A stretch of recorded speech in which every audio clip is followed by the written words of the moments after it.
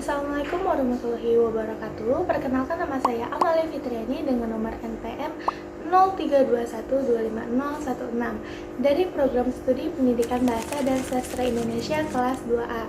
Tujuan dari video ini yaitu untuk memenuhi tugas ETS atau evaluasi tengah semester. Pada bagian awal, saya akan mempraktikkan membaca daring. Judul artikel yang telah saya pilih yaitu meningkatkan minat membaca literasi.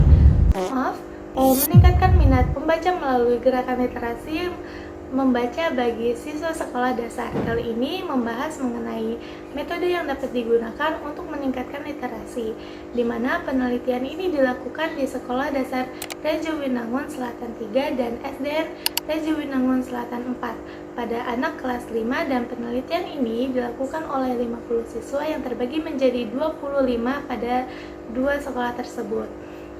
Penelitian ini digunakan dengan metode wawancara dan observasi.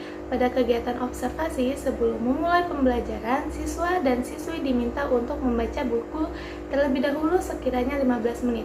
1 menit untuk pembagian, 9 menit untuk membaca, 5 menit untuk menjelaskan kembali ataupun melaksanakan kegiatan peningkatan minat baca. Penerapan minat baca dilakukan pada pembuatan scrapbook, aktivitas dengan menempelkan gambar ataupun foto yang telah dihias. Setelah itu, siswa diminta untuk mempresentasikan terkait scrapbook yang telah dibuat, dan respon dari 5 siswa menunjukkan hasil bahwa mereka tertarik dan menyatakan bahwa proses pembuatan scrapbook merupakan tahap yang menyenangkan. Selain itu, ada program pojok baca yang diterapkan oleh sekolah tersebut dengan menyediakan buku cerita ataupun buku pelajaran untuk mengoptimalkan gerakan literasi agar berjalan lancar. Diperlukannya dukungan dari berbagai pihak seperti kepala sekolah, guru, penanggung jawab literasi, dan para murid. Selanjutnya, saya akan menjelaskan terkait metode membaca aktif, yaitu SQ3R yang terdiri dari 5 tahap, yaitu survei dengan meninjau bahan, question, pemberian pertanyaan, read, membaca, recite, menjelaskan ulang, dan review, meninjau kembali atau menjelaskan kembali. SQ3R adalah strategi membaca aktif yang tidak hanya menuntut seseorang untuk membaca teks, tetapi juga melakukan peninjauan awal dengan menyusun pertanyaan, mengungkapkan kembali isi bacaan dengan kata-kata sendiri, serta meninjau ulang materi yang telah dibaca. Dengan langkah-langkah tersebut, informasi itu tidak hanya sekedar membaca secara kebetulan, melainkan juga hasil dari proses belajar. Proses belajar.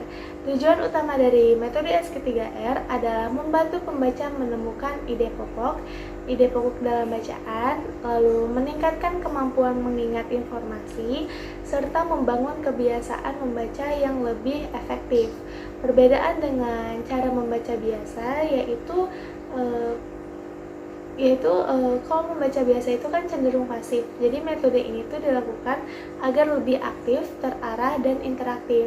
Tahap pertama adalah survei, yaitu meninjau teks secara singkat untuk memperoleh gambaran secara umum tentang isi bacaan.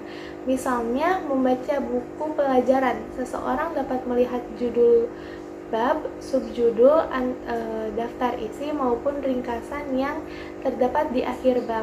Seperti pada tahap awal, saya menemukan artikel dengan mencermati terlebih dahulu judulnya, lalu dilanjut dengan penulisnya, tahun terbit, dan membaca abstrak sekilas.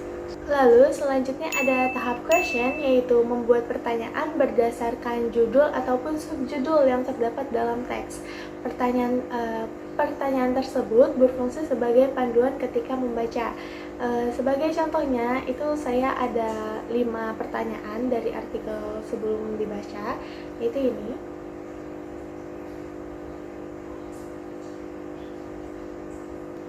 Setelah itu ada read, yaitu tahap yang sedang dibaca, yaitu membaca teks secara lebih mendalam dengan tujuan menemukan jawaban dari pertanyaan yang telah disusun sebelumnya. Pada tahap ini, pembaca diarahkan untuk lebih memperhatikan gagasan utama daripada sekedar membaca secara sekilas.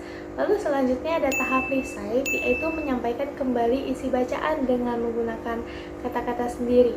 Hal ini dilakukan dengan membuat ringkasan, menjelaskan materi kepada orang lain, ataupun menuliskan poin-poin penting. Tahap ini menjadi salah satu keunggulan materi SQ3R karena pembaca benar-benar menguji sejauh mana pemahamannya terhadap materi yang telah dibaca. Tahap akhir ada review, yaitu meninjau kembali seluruh materi yang telah dipelajari agar pemahamannya menjadi lebih kuat. Kegiatan ini dapat dilakukan dengan membaca kembali catatan, lalu menjawab pertanyaan yang telah dibuat, atau memeriksa kembali bagian-bagian penting yang mungkin terlewat.